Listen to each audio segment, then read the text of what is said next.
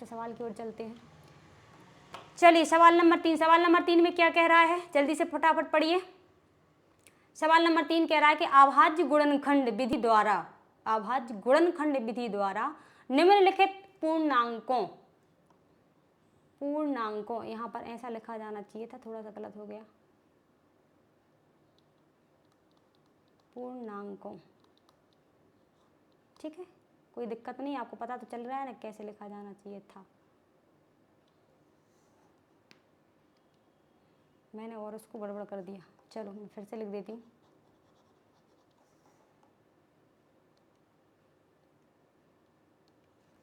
चलिए गाइस, यहाँ पर क्या लिखना है, पूर्णांकों, ऐसा लिखा था, ये मिस्टेक हो गई। पूर्णांकों के एचसीएफ और एलसीएम ज्ञात करना, बस इसमें कुछ नहीं करना, जो हमने पिछला सवाल किया है, जो हमने एचसीएफ और एलसीएम निकाला था, बस वही का वही करना है। आगे हमको जो जांच करनी थी वो अब नहीं करना है, क्योंकि सवाल में बस इतना ही पूछा गया है। तो चलिए फटाफट कर लीजिए, अब तो और भी आसान है, जल्दी हो जाएगा, है ना। सवाल हल डाला, सवाल नंबर 1 डाला, है ना। सवाल नंबर 1 में क्या है, 12, 15 और हमारी क्या संख्या है, 21। चलिए गाइस फटाफट इसके क्या निकालने, हम गुणनखंड निकालें, गुणनखंड निकालने पर फिर हम सवाल को आगे सॉल्व कर लेते हैं। चलिए 12 का निकालेंगे तो 12 ऐसे निकालने के, वो वैसे निकालें, ऐसे निकल जाएगा ना, है ना 2 गुणित, है ना 2 गुणित 3, 2 दूना 4, 4 तिया 12, ठीक है। अब ऐसे करके देख लेना आप लोग, टाइम लग जाएगा। ऐसे निकालें 3 गुणित 5, 5 तिया 15, 21 का निकाल लीजिए, 30 आते 21। चलिए एचसीएफ हम जो निकालेंगे, हमने क्या बताया था, जो दोनों तीनों, अगर यहाँ पर 3 गुणनखंड है, तीनों में जो मैच करेगा वो हमारा एचसीएफ कहलाएगा। तो तीनों में क्या मैच कर रहा है, 2 यहाँ पर है, नहीं नहीं, 3 हमारे यहाँ पर है, तीनों में हाँ है, एक बार ये है और एक बार ये है, मतलब 3 हमारा मैच कर रहा है। तो मतलब एचसीएफ क्या आ जाएगा हमारा 3, ये हमारा सी हो जाएगा। अब हमें क्या लिखना है, एलसीएम, एलसीएम, एलसीएम में मैंने क्या बताया है कि जो हमारा मैच करता है, ये हमारा जो मैच किया, ये मैच किया, ये मैच किया, ये तो हमें लिखना ही है। जो बचा हुआ है उसको भी लिखना है। अब बचा क्या है, यहाँ पर 2 बचा है, यहाँ पर भी ऊपर 2 भी बचा है, नीचे 5 बचा है और नीचे 7 बचा है। ये हम इसको क्रम से लिख लेंगे। कैसे लिख लेंगे, 2 गुणित 2 गुणित 3 गुणित 5 गुणित 7, इसको गुणा कर लो, 2 दूना 4, 4 तिया 12, 12 पंजे 60, 60 का, अब 60 का गुणा 7 में करेंगे, कैसे करेंगे, 7 छिंग 42 या 6 7 42, 42 और 0, ये आ जाएगा, ठीक है। ये हमारा आंसर है। मतलब हमें अतः ऐसे लिख दो, अतः एचसीएफ बराबर 3 और एलसीएम बराबर 420, ये हमारे आंसर है। बस इतना ही पूछा गया है, प्रश्न में यही पूछा था, एलसीएम और एचसीएफ ज्ञात कीजिए। चलिए समझ आया। चलिए नेक्स्ट सवाल पे चलते हैं। नेक्स्ट हमारा क्या है, दूसरे नंबर का सवाल हल डाला, 17, 23 और 29, इसका क्या निकालना है, गुणनखंड निकालना है। चलिए भाई गुणनखंड निकालिए फटाफट गाइस। 17 का गुणनखंड, क्योंकि देखो हमने आपको फिर से ये बोल रही हूँ कि अभाज्य संख्याओं को ठीक से पढ़ लेना, ताकि आप देखते ही तुरंत पहचान सकें कि ये तो हमारी अभाज्य संख्या है। तो इसमें किसी का गुणा जाएगा क्या, नहीं जाएगा, स्वयं का जाता है या फिर एक का जाता है। तो एक लिखना हो तो लिख लीजिए, कोई दिक्कत नहीं है। 23 का निकालिए गुणनखंड, इसमें भी किसका जाएगा, इसमें भी किसी का नहीं जाएगा, स्वयं का ही जाएगा या एक का जाएगा, है ना। और 29 का, 29 भी हमारी अभाज्य संख्या है, तो यहाँ भी 29 के संगे भी क्या लिखना है, 1। तो हमारा एचसीएफ क्या हो जाएगा, जो हमारा मैच करता है बस उसको लिखते हैं। सब में 1 1 है तो हम 1 इसका एचसीएफ लिख लेंगे, चाहो तो लिखना तो पड़ेगा इसलिए लिख लीजिए। अब हमें क्या लिखना है, एलसीएम, एलसीएम, एलसीएम में क्या लिखना रहता है, एक तो हमें लिखना ही है जो मैच करा है, और जो मैच नहीं करा है वो लिखना है। 17 मैच नहीं किया, 23 मैच नहीं किया, 29 मैच नहीं किया, इन सब के आपस में गुणा कर लीजिए। अब गुणा हमने आपको बताया है कि 17 का गुणा किस में कैसे करेंगे, 23 में करेंगे, है ना। अगर आपको पहाड़ याद है तो आपको जरा भी टाइम नहीं लगेगा, अगर आपको पहाड़ याद नहीं है तो टाइम तो लगेगा। कैसे लगेगा, 7 या 21, 21 की 1 हाथ से 2, ठीक है, 3 एकम 3 और 7 दूनी 14, समझना कैसे कर रही हूँ। आप देखो बार बार मैं यही गुणा बता रही हूँ आपको, ध्यान से देख लेना, नहीं तो हम आपको एक वीडियो बनाकर आपको डाल देंगे, आप इसको सीख लेना, ठीक है। 7 दिया 21, 21 के एक हासिल कितना आया, 2 आया है, और 3 एकम 3, 7 दूनी 14, 14 कितना हो जाएगा, 14 और 3 कितने हो जाएंगे, 14 और 3 14 और 3 16 और 1 17, 17 और 17 और 2 19, 19 की 9 हासिल 1, ठीक ना, 2 एकम 2, 2 और 1 3, ये हमारा आ गया 391। 391 का आप कितने में करेंगे, 31 में एक बार चेक कर लेना कुछ गड़बड़ तो नहीं हो गया। 3 7 21 के एक हासिल 2 आ जाएगा, 3 एकम 3, 7 दूनी 14, 14 और 3 14 और 3 16 और 1 17, 17 और 2 18 19, ठीक है, 19 19 की 9 हासिल 1, 2 एकम 2 और 1 3, ठीक है, सही आया। अब हमें किसका 29 का करना है, तो 29 का करना है, तो 29 का कर लीजिए गुणा। चलिए 9 एकम 9, 9 का कर लीजिए, 9 एकम 9 और 9 नाम 81, 81 की एक हासिल 8, है ना, 9 तिया 27, 27 और 8 कितने हो जाएंगे 35। अब इसमें 2 का कर लेना, 2 एकम 2, 9 दूनी 18 की 8 हासिल 1, 2 3 6 और 1 7, है ना, इस प्रकार से हो जाएगा 9, ये हो जाएगा 3, ये हो जाएगा 8 5, 8 5 कितना हो जाएगा, 8 5 13 की 3 हासिल 1 हो जाएगा, 10 और 1 11 हो जाएगा। मतलब इसका मतलब हमारा आंसर क्या आ जाएगा, 11 33 9। एलसीएम क्या आ गया, चलिए समझ आया आपको कैसे किया हमने, ये बस कुछ नहीं किया, गुणा ही किया है। गुणा कैसे किया है, चलिए हम आपको बता देते हैं एक बार फिर से, डायरेक्ट सिंपल गुणा है, नहीं तो आप ऐसे भी कर लिया करो, जैसे कि आपको ज़्यादा संख्या दिखती है तो यहाँ 91 लिखा, और आपने कैसे लिखा, यहाँ पर 29 को तोड़ लो, 2 भागों में तोड़ लो, मतलब 20 में तोड़ लो, आपको 29 को नहीं करना है तो 20 में तोड़ लीजिए, प्लस 9 लिख लीजिए, है ना। तो पहले 20 में कर लेना और फिर 9 में कर लेना। कैसे कर लेना, 0 की तो 0 आएगी ही, 2 एकम 2, 9 दूनी 18 की 1 हासिल 1 आ जाएगी, है ना, 2 3 6 और 1 7 आ जाएगा। फिर यहाँ पर 9 का कर लेना, 9 का करेंगे तो कैसे करेंगे,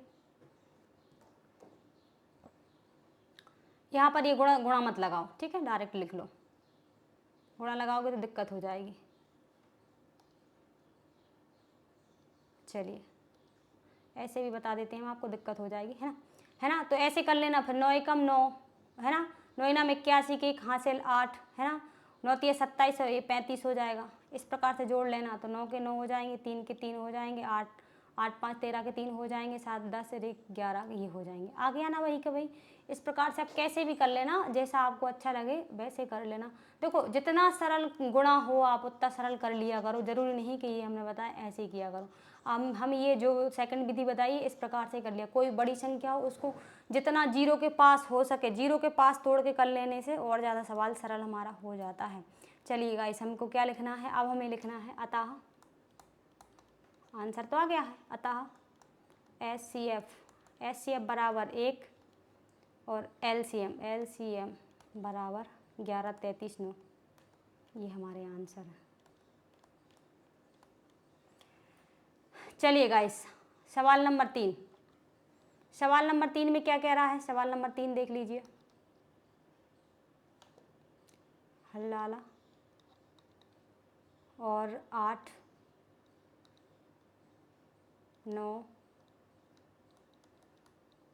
और 25 इस प्रकार से इसके निकालेंगे। 8 का क्या निकालेंगे, डायरेक्ट निकाल लो, अब तो ज़रूरत नहीं है आपको छोटे छोटे करो। 2 गुणित 2 गुणित 2, क्यों आपको याद है, नहीं है तो क्यों भी आप याद कर लेना, 1 से 30 तक तो कर ही लेना, है ना। 9 का निकालेंगे तो इस प्रकार से 3 गुणित 3, 25 का निकालेंगे तो 25 का भी क्या आ जाएगा, 5 गुणित 5। समझ तो आ रहा है मैंने कैसे किया, 2 दूना 4, 4 दूना 8, ठीक है, 8 आ गया। गुणा करने पर देखो हमने अभी गुणनखंड के बारे में बताया था कि टुकड़े टुकड़े के रूप में, गुणा के रूप में अगर हम टुकड़े लिखते हैं, गुणा करने पे वही संख्या आती है तो वो हमारा क्या कहलाता है, गुणनखंड कहलाता है ना। 3 तीतर का 9 आ गया 9, है ना, 5 25 आ गया ना 25, इस प्रकार से हमने किया। अब इसमें क्या मैच कर रहा है, इसमें तो हमारा कुछ भी मैच नहीं कर रहा है। देखो क्या कुछ मैच कर रहा है क्या, 2 नहीं है, 3 ऊपर नीचे नहीं है, 5 ऊपर नीचे नहीं है, तो मतलब इसका मतलब हमारे पास कुछ नहीं है, तो एक तो लिख सकते हैं हम एच सी एफ बराबर 1, है ना। अब एलसीएम लिखेंगे, एलसीएम एलसीएम क्या आ जाएगा हमारा, 2 गुणित 3 गुणित 5 सबका गुणा कर लीजिए। 2 दूना 4, 4 दूनी 8। आप तो डायरेक्ट इनका ही गुणा कर लेना, तो बात बराबर ही है, इनका आपस में गुणा कर लेंगे। 8 का 8 नाम 72 या 9 8 72, ये हमने 72 लिखा, ऐसे लिख लेना 72 लिखा गुणित 25। कैसे लिखा, देखो 2 दूना 4, 4 दूनी 8, 8 दूनी 16, 16 कितने होते हैं, 16 कम 16, 16 32, 16 3 48, 48 पंजे 72 ये होते हैं, ठीक है। 48 पंजे ऐसे लिख लेना, 48 पंजे, 8 पंजे 40 की 0, सॉरी गलत तो नहीं लिखा मैंने। 2 दूना 4, 4 दूनी 8, 8 दूनी 16, 16 एकम 16, 16 दूनी 32, 16 3 48, 48 में 5 का गुणा किया, 8 पंजे 40, 40 है, और 40 का 8 पंजे 40 हासिल 4 है, 4 पंजे 20, 20 4 24, ये हो गया। अब 5 का गुणा करेंगे, 5 का गुणा करेंगे तो कितना हो जाएगा 0, 4 पंजे 20 की 0 हासिल 2 है ना, 5 दूनी 10, 10 और 2 12, ये हो गया हमारा 1200। और इसका ऐसे करेंगे तो 5 दूनी 10, ऐसे अगर ऐसे करेंगे तो इसका ऐसा आ रहा है, देखते हैं दोनों गड़बड़ क्यों हो रहा है। 72 यहाँ करके देख लीजिए, 72 का और 25 का। 5 दूनी 10 की 0 हासिल कितना आ जाएगा, 1 आ जाएगा। 7 पन्ना 35, 2 दूनी 4, 35 और 4 35 और 4 39 3 है ना, 7 दूनी 14, 14 ये आ रहा है, कुछ तो गड़बड़ है, इसको मिटाना।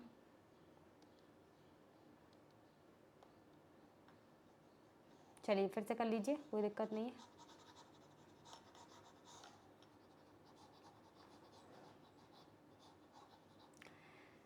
चलो देखो यहाँ पर हम आपको बताते हैं, कंफ्यूज होने की ज़रूरत नहीं है। यहाँ पर देखिए 2 दूना 4, 4 दूनी 8, 8 तिया 24, 24 में 3 का गुणा करेंगे, 24 में 3 का गुणा कर लो तो ये 4 तिया 12, 12 की 2 हासिल 1, 2 3 6 और 1 7, 72।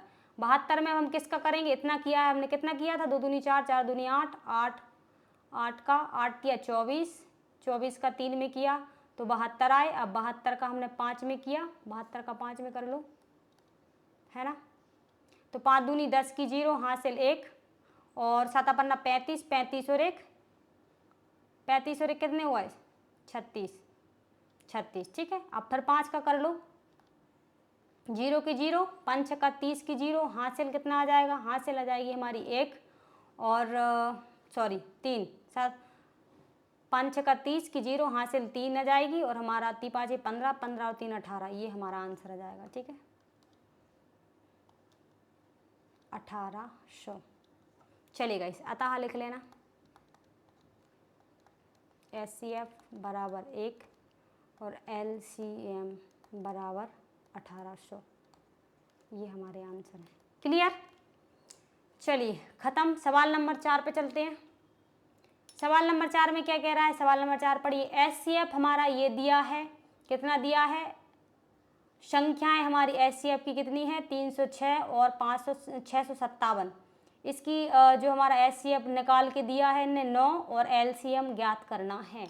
तो हम लिखेंगे हल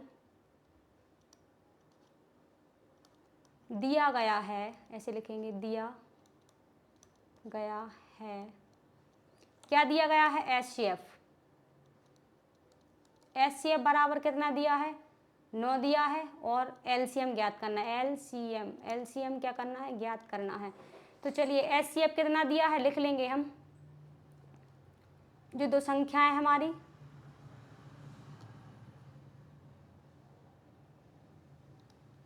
SCF इंटू LCM। चलिए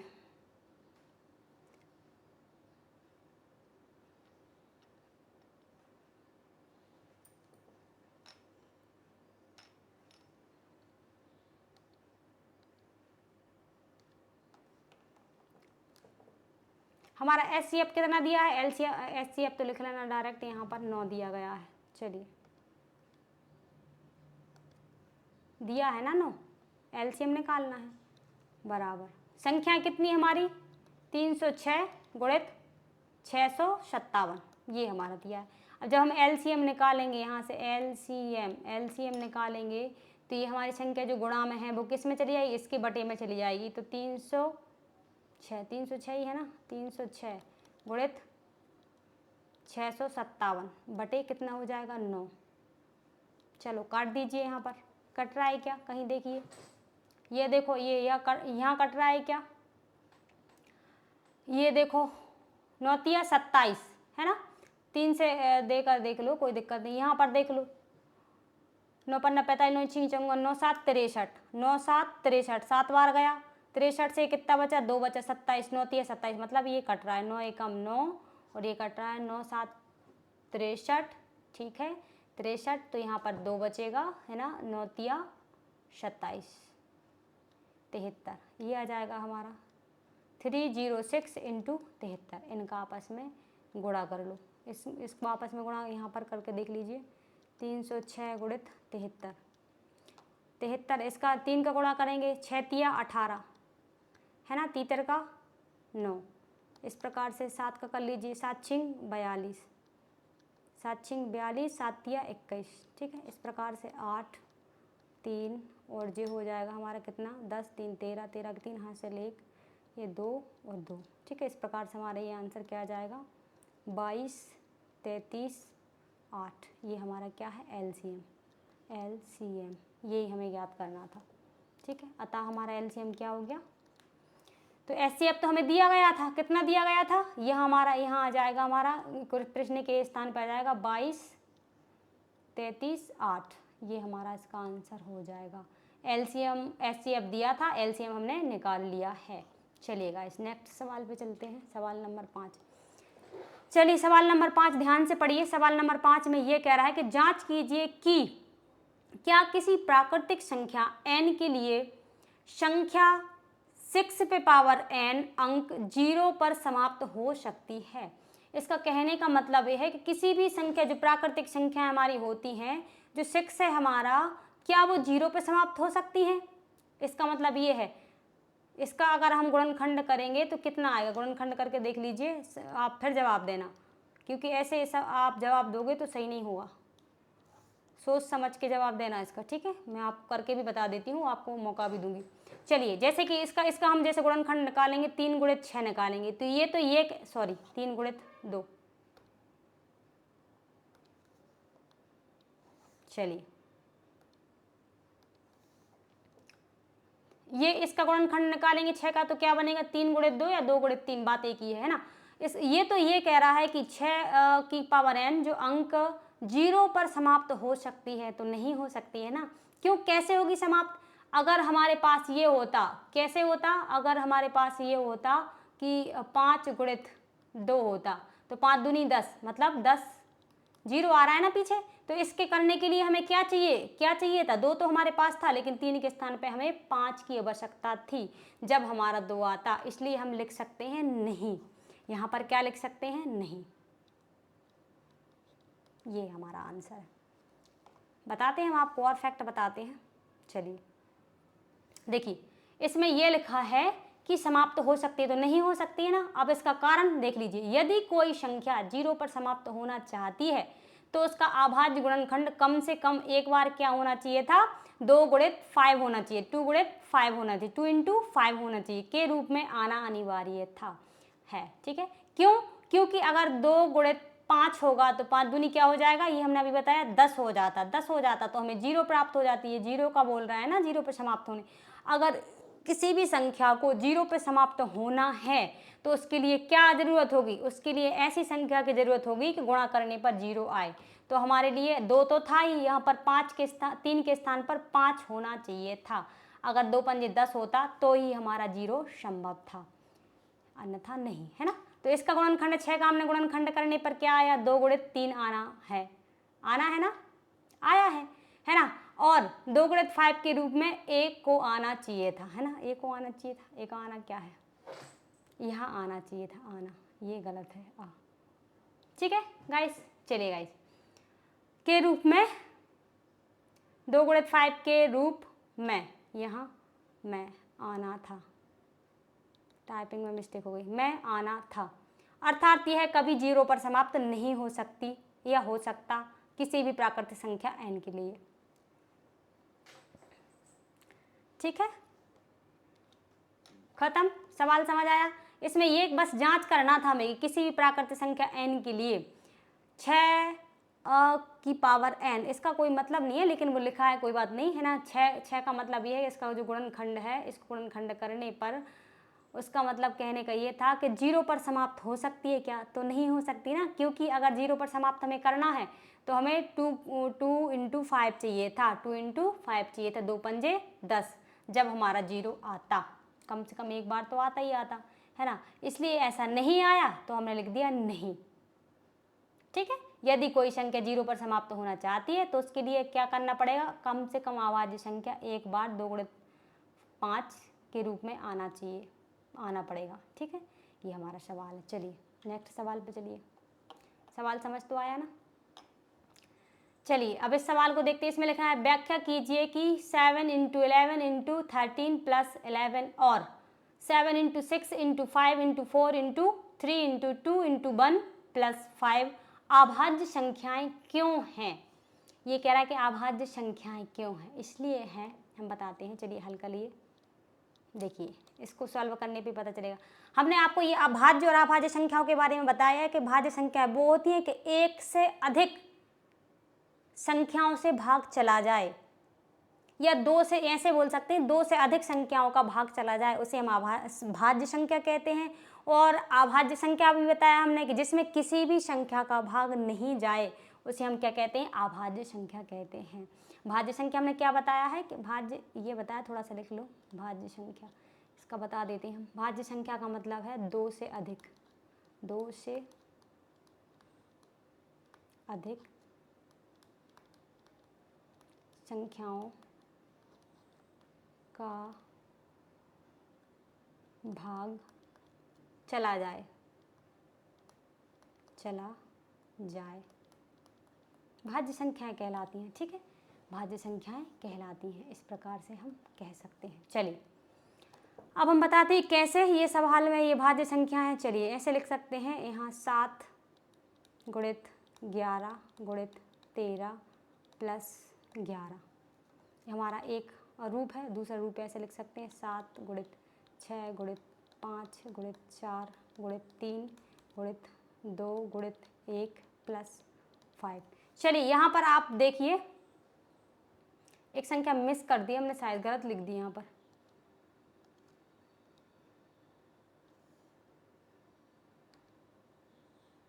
चलिए यहाँ पर 13 था। चलिए इन संख्याओं में आपको कॉमन क्या दिख रहा है, यहाँ पर इस पूरी संख्याओं में यहाँ से यहाँ तक ये गुणा के रूप में, यहाँ से ये प्लस के रूप में, तो इसमें हमें 13 कॉमन दिख रहा है, तो हम 13 कॉमन ले सकते हैं। कॉमन लेना आता है ना, जहाँ आपको गुणा में अगर प्लस में आपको क्या दिखे, समान संख्या दिखे, तो आप एक संख्या उठाकर ले सकते हो। 13 हमें दिख रहा है तो हमने दोनों में से एक 13 ले लिया है, तो यहाँ क्या बचा, 7 गुणित 11 गुणित, यहाँ पर 13 चला गया तो क्या बचा 1 प्लस, यहाँ पर क्या बचा 1, ये बचा हमारा 13 हमारा था ही। अब इसका हम गुणा कर लेंगे, 11 7 77, एक का करेंगे एक एकम 1 प्लस 1 तो हमारा है ही। चलिए ये हमारा 13 है और यहाँ पर क्या हो जाएगा, 77 और 1 78 हो जाएगा, सॉरी 77 और 1 क्या हो जाएगा 78 है ना। 78 को हम ऐसे लिख सकते हैं, 78 एक हमारा था ना, ये इस प्रकार से हम लिख सकते हैं। तो ऐसे फिर आगे लिख सकते हैं 13 गुणित 78 गुणित 1 लिख सकते हैं ना।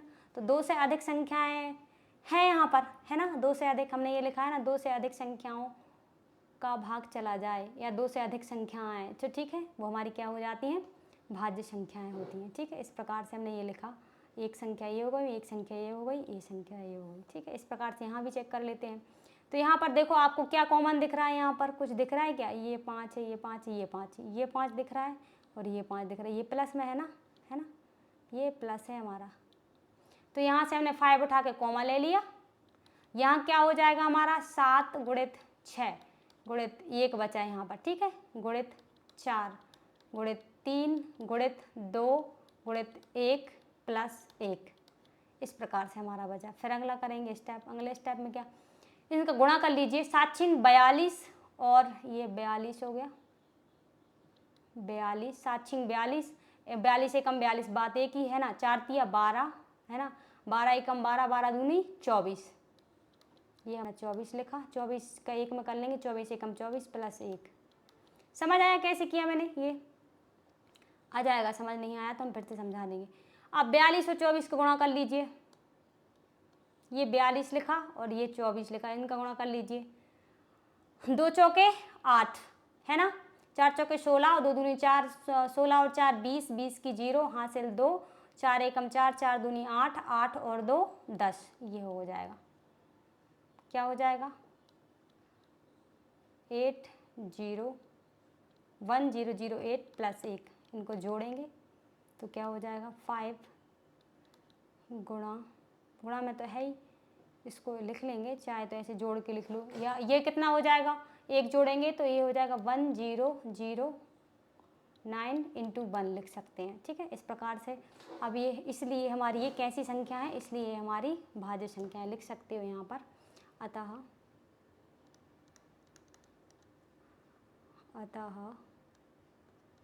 2 से अधिक गुणनखंड बनने पर भाज्य संख्याएं कहलाती हैं। भाज्य संख्याएं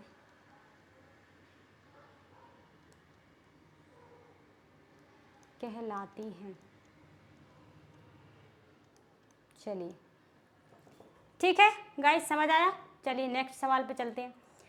नेक्स्ट सवाल हमारा है, नेक्स्ट सवाल क्या है? नेक्स्ट, इसको ध्यान से पढ़ना। किसी खेल के मैदान के चारों ओर एक वृत्ताकार पथ है और पथ मतलब रास्ता। किसी खेल के मैदान के चारों ओर एक वृत्ताकार मतलब गोलाकार का पथ है। इस मैदान का एक चक्कर लगाने पर, मतलब ऐसा कोई मैदान रहा होगा, ठीक है, और गोलाकार मैदान होगा, है ना। इसका एक पूरा राउंड यहाँ से यहाँ तक लगाने में, है ना, लगाने में सोनिया को कितने लगते हैं? पूरे 18 मिनट लगते हैं। जो सोनिया नाम की लड़की है, जो सोनिया नाम की लड़की है, उसे कितने लगते हैं? पूरे टोटल 18 मिनट लगते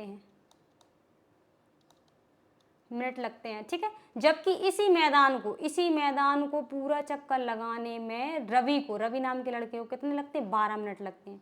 रवि को कितने मिनट लगते हैं? 12 मिनट लगते हैं, लिख लीजिए 12 मिनट, ठीक है, लगते हैं। मान लीजिए वे दोनों एक ही स्थान से, मतलब यहाँ से रवि ने स्टार्ट किया और यहीं से सोनिया ने स्टार्ट किया, दोनों ने यहाँ पर पूरा चक्कर लगाया, दोनों ने, ठीक है।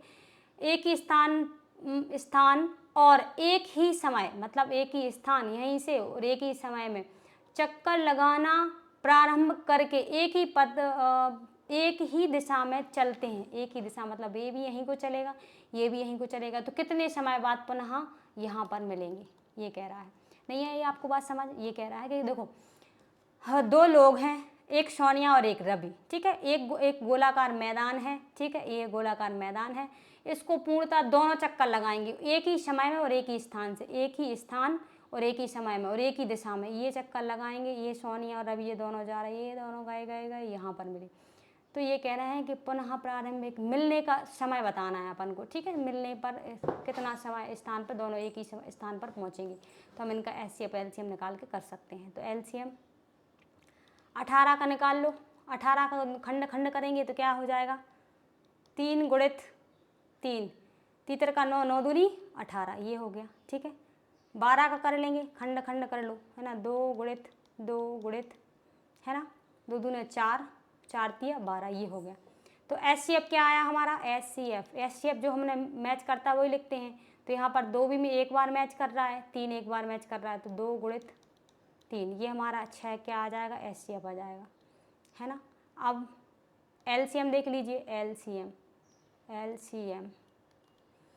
एलसीएम में क्या लगता है, जो तो हमारा एचसीएफ है, हमारा ये जो मैच किया है, ये मैच किया है और ये मैच किया है ना, ये दोनों मैच किए आपस में, तो ये दोनों तो हमने लिखे हैं, 2 गुणित 3 तो लिखना ही है ना। जो मैच नहीं किया है वो हमको लिखना है, तो हमारा 3 मैच नहीं किया है ऊपर ये वाला, ठीक है, और नीचे ये वाला 2 मैच नहीं किया है, बस इनका गुणा कर लो, 2 3 6 और 2 3 6, 6 6 36 मिनट्स। इसका मतलब यह है कि रवि यहाँ लिख सकते हैं हम, अतः, यही पूछा गया था सवाल में, अतः सोनिया और रवि 36 मिनट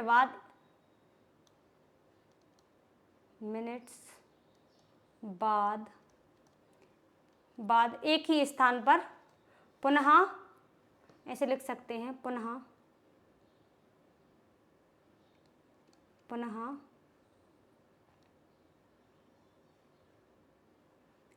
उसी स्थान पर मिलेंगे, पुनः उसी स्थान पर मिलेंगे, बस यही पूछा, मिले, यही पूछा गया था। आया समझ? इसमें क्या पूछा गया था कि किसी खेल के मैदान के चारों ओर एक वृत्ताकार पद है, इस मैदान का चक्कर लगाने में सोनिया को कितने लगते हैं, 18 मिनट लगते हैं, जबकि इसी मैदान के चक्कर लगाने में रवि को भी 12 मिनट लगते हैं, ठीक है। मान लीजिए वे दोनों एक ही स्थान से चलते हैं, मतलब यहाँ से दोनों ने चलना प्रारंभ किया है ना, दोनों ने, रवि और सोनिया दोनों ने चलना प्रारंभ किया और एक ही समय पे चलते हैं, एक ही स्थान से और एक ही समय पे चलना और एक ही दिशा में, तीनों चीज़ें देखो, समय और स्थान और दिशा, तीनों चीज़ें क्या हैं, समान है इसमें, इसलिए हमें दिक्कत नहीं हुई। तीनों चीज़ें क्या हैं, समान है, इसलिए हमें दिक्कत नहीं हुई करने में। जब तीनों चीज़ें समान होती हैं तो क्या करना है, एचसीएफ एलसीएम ही निकालना है ना। चलिएगा, समझ आया? तो बस कितने समय बाद वे पुनः प्रारंभिक स्थान पर मिलेंगे, तो हमने बता दिया, एचसीएफ निकाला, एलसीएम निकाला। एचसीएफ में इसलिए नहीं बताया क्योंकि एचसीएफ में क्या है, दोनों का मैच रहेगा और दोनों एक ही स्थान पर ये पूर्णतः मिलेंगे, कब मिलेंगे, 36 मिनट बाद ही मिलेंगे। चलिए, ये हमारा आज का वीडियो ख़त्म हुआ। चलिए मिलते हैं नेक्स्ट वीडियो में। आपको अगर हमारा वीडियो अच्छा लगा हो तो इसे लाइक करिएगा, सब्सक्राइब करिएगा और कमेंट करके ज़रूर बताइए आपको हमारा वीडियो कैसा लगा। अगर अच्छा लगा है तो अच्छे कमेंट करिएगा ताकि हम आपको और ऐसे ही वीडियो आप तक, चलिए देखो, आपको अच्छा लगेगा तो हम आपको ऐसे ही अच्छे मन से पढ़ाते रहेंगे और हमारा तो काम है आपको पढ़ाना। चलिए नेक्स्ट वीडियो मिलते हैं। जय हिंद साथियों।